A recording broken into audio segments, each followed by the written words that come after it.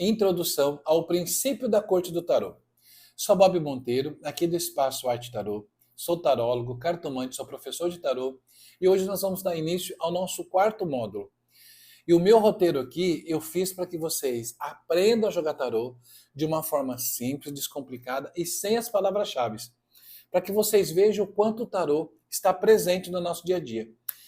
E nessa introdução ao princípio da corte, nós já sabemos que arcanos maiores representam a nossa jornada, arcanos menores representam o nosso dia a dia. E a corte, ela nos representa. Por quê? Porque nós somos nobres, nós somos as peças-chave, as peças que movem dentro desse tabuleiro chamado universo e que muitas vezes dá o checkmate e muitas vezes leva o checkmate. Mas somos nós que fazemos com que o jogo aconteça. E de que forma isso acontece? Olha, através dos nossos pensamentos, elemento ar, mental, a nossa troca. Através das nossas emoções, emocional, elemento água, a nossa esperança. Através dos nossos ímpetos, da nossa energia, que é a nossa disposição, elemento fogo, o nosso impulso de fazer acontecer. E através da nossa materialidade, que é exatamente o nosso corpo físico, mas que também representa nossas perdas, muitas vezes causado por doenças, escassez. Então, gente, olha, os arcanos menores, eles são numerados de 1 a 10. E nós temos 4 cartas que representam a corte, da qual elas não têm número. Elas têm posição social dentro da administração. Então vejamos, olha, nós temos aqui corte de espada. É a corte que guarda a palavra certa. É a corte que tudo é que está escrito. Tudo que é dito e falado.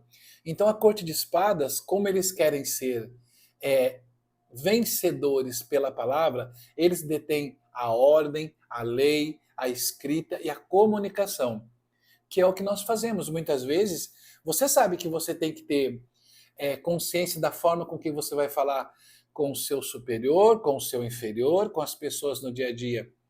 Se você levar tudo a ferro e fogo, você acaba com que se prejudicando no decorrer da sua vida. Então, a corte de espada, ela detém exatamente o poder da escrita, do que é dito, do que é falado e do que é pensado. A corte de copas é o amor incondicional. São todos os sentimentos que despertam dentro de nós.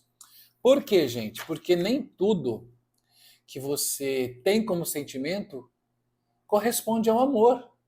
Pode ser a antipatia, pode ser o ranço, pode ser o ódio, pode ser a raiva, a ira. Então, tudo que está relacionado a sentimentos, sejam eles bons ou ruins, está dentro do universo de copas, do universo do sentimento incondicional, ok? Corte de paus é a corte dos guerreiros, eles querem ser herói a qualquer custo, na força. É a corte dos valentes, gente, é a força motora que faz acontecer. Porque se você domina os pensamentos, a escrita e o que é dito, se você domina as emoções, sejam elas boas ou ruins, de nada adianta se você não fizer acontecer. Você precisa da força motora, da força que faz tornar realidade. E nós temos, gente, a corte de ouros, que é a corte da riqueza. Todos nós trabalhamos para que você tenha conforto, todos nós sonhamos em um dia em ganhar na Mega Sena para que tenhamos conforto. Então, tudo que você busca de forma material está associado à corte de ouros. É a fortuna, que é o que todos nós buscamos, por mais humilde que você seja, você busca sempre mais, mas também está associado à falência, à perda, às doenças, porque o nosso corpo físico também está dentro da corte de ouros, de terra, material. Então, são essas 4 características dentro dos 4 elementos. A corte, ela não tem número. Ela representa uma ordem dentro dessa administração fixa. Olha, que começa pelo valete, que alguns decks de tarô pode ser visto como pajem ou princesa, que é o seguinte, são aqueles que não têm medo. Por quê, gente? Porque se vocês observarem, todos os valetes que possam vir como príncipes ou princesas, eles são jovens, então eles estão aprendendo.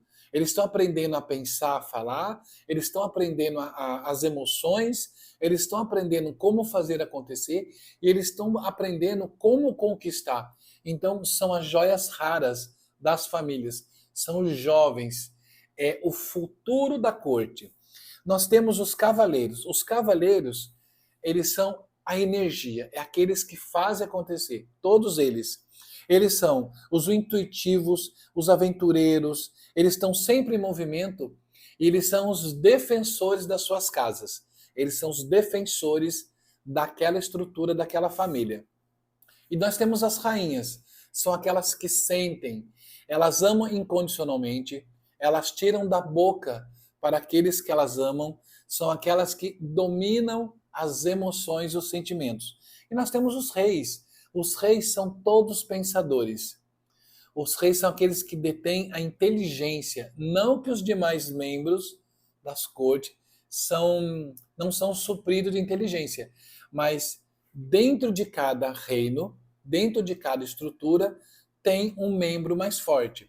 Então vejamos, se os reis são os pensadores, qual é o rei mais forte dos 4 elementos? O rei de espadas.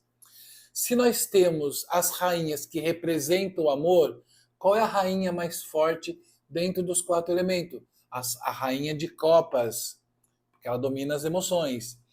Se os cavaleiros são os guerreiros mais fortes, que fazem acontecer, que tem o ímpeto de ir lá e fazer tudo que dê certo, qual é o elemento que ele representa? O elemento fogo, da família de paus.